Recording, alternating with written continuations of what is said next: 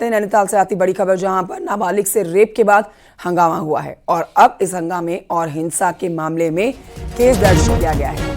अज्ञात लोगों के खिलाफ मल्लीताल कोतवाली में केस दर्ज किया गया है।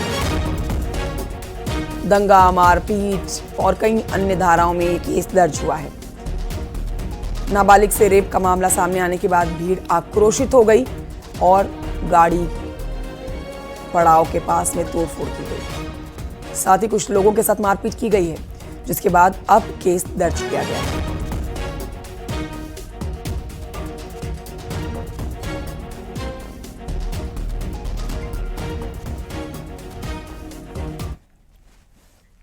उधर नैनीताल में 12 साल की बच्ची के साथ हुए रेप के मामले में सीएम धामी ने सख्त रुख दिखाया है। सीएम धामी ने कहा है कि अपराधियों को किसी कीमत पर बख्शा नहीं जाएगा। नैनीताल और उधम सिंह नगर की घटनाओं पर सीएम धामी ने कड़ी कार्रवाई करने के निर्देश दिए हैं। साथ ही कहा है कि नैनीताल में पीड़ित और उनके परिवार को सुरक्षा मुहैया कराया जाएगा। सीएम धामी ने कहा है कि हमारी सरकार पीड़िता के साथ मजबूती के साथ खड़ी है। सोशल मीडिया पर अफवाह फैलाने वालों के खिलाफ भी कड़ी कार्रवाई की जाएगी। सीएम ने कहा है कि वेरिफिकेशन अभियान तेज कर दिया गया है। उत्तराखंड की अस्मिता से छेड़छाड़ बर्दाश्त नहीं होगी।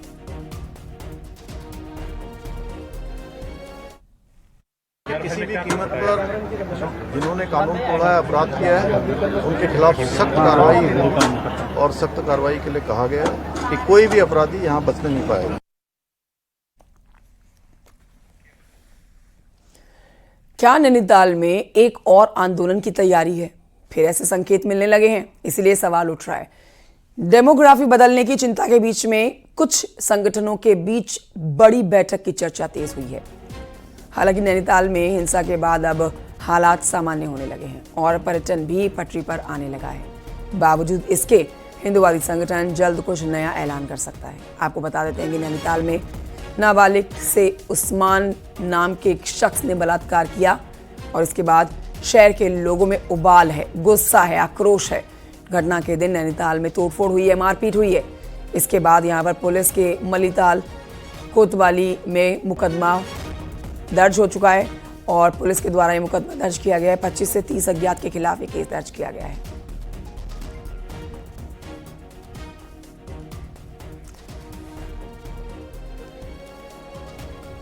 वीरेंद्र बिष्ट हमारे साथ लाइव इस पर और जानकारी के साथ जुड़े हुए हैं। सीधे रुख करेंगे वीरेंद्र की तरफ। वीरेंद्र, ये एक बहुत बड़ा सवाल बन गया है और आप कह सकते हैं इससे प्रदेश सरकार की चिंता जरूर बढ़ने वाली है। जिस तरह से हंगामा देखा गया है बीते दिनों, उसमें सड़कों पर लोगों ने अपना आक्रोश दिखाया है, लेकिन बड़ा सवाल खड़ा हो रहा है कि क्या नैनीताल में एक और आंदोलन होने जा रहा है? जानकारी दें इस पर। वाकई कंचन, जिस तरह के हालात पिछले 2-3 दिनों में रहे हैं, उससे एक नई आंदोलन की तैयारी की भी रूपरेखा लिख दी गई है। हालांकि आज अल्मोड़ा में भी बाजार बंद का कॉल किया गया है और इसके अलावा हल्द्वानी और रामनगर में भी जो तमाम हिंदूवादी संगठन है वो इसको लेकर चिंतित है। नैनीताल में अब कुछ हिंदूवादी संगठनों ने एक जो बैठक है वो कॉल की है और कहा है कि जो डेमोग्राफी चेंज हो रही है खास तौर पर पहाड़ों की, उसको लेके एक बड़ा आंदोलन करेंगे और उसकी जो रूपरेखा है वो 1-2 दिन में तैयार कर लेंगे। हालांकि इस पर आज जो कुछ संगठन हैं उस पर आज प्रेस वार्ता भी कर सकते हैं, लेकिन जिस तरह के हालात नैनीताल में बने थे उसके बाद जो गुस्सा लोगों में था वो सड़कों पर दिखा भी है। आने वाले दिनों में ऐसा ना हो, इसके लिए पुलिस प्रशासन इस बात की तैयारी भी कर रहा है कि अगर कुछ ऐसा मूवमेंट बनता है तो उसको लेके तैयार है। हालांकि कल भी जो जुम्मे की नमाज थी उस दौरान भी प्रशासन ने एक बात को कहा था कि जो नैनीताल के इर्द गिर्द है या जो मस्जिद का इर्द गिर्द है वहां तक जो हिंदूवादी संगठन अगर कोई प्रोटेस्ट करने आता है तो उनको नहीं आने दिया जाएगा।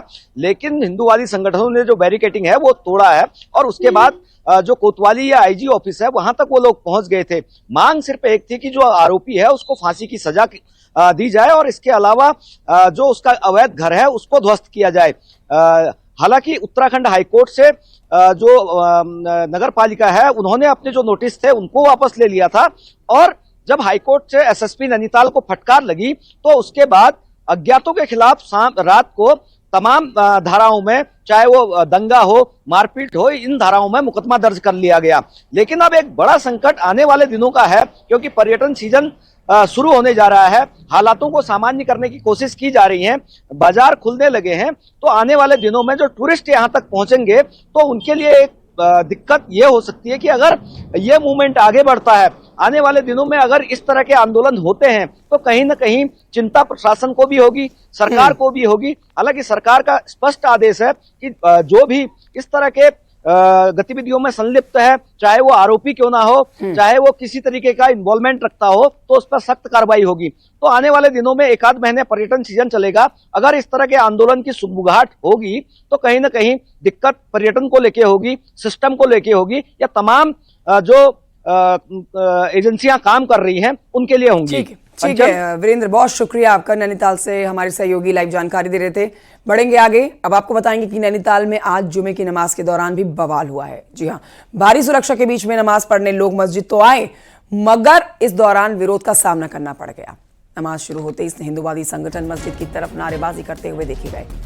2 बैरिकेडिंग तोड़कर मस्जिद की ओर घुस गए। हालांकि इस दौरान पुलिस और हिंदूवादी संगठन के बीच में नोकझोंक भी हुई और आईजी कार्यालय के पास ही इनको सुरक्षा बलों ने रोक भी लिया। ये लोग जिद पर अड़े हुए थे कि इनको यहीं से रास्ते से जाने नहीं दिया जाएगा। इसके बाद प्रशासन ने लोगों की अनुमति दी और फील्ड के रास्ते उतारा गया। हम आपको बता देते हैं कि नैनीताल में उस्मान नामक नाबालिग लड़की इसे रेप के मामले में पूरे प्रदेश में आक्रोश है। खासतौर पर नैनीताल की सड़कों पर लोग अपना गुस्सा दिखाते हुए नजर आ रहे हैं। हाईकोर्ट में भी तमाम सवाल सुरक्षा को लेकर उठाए गए हैं, कोतवाली के आसपास उठाए गए हैं।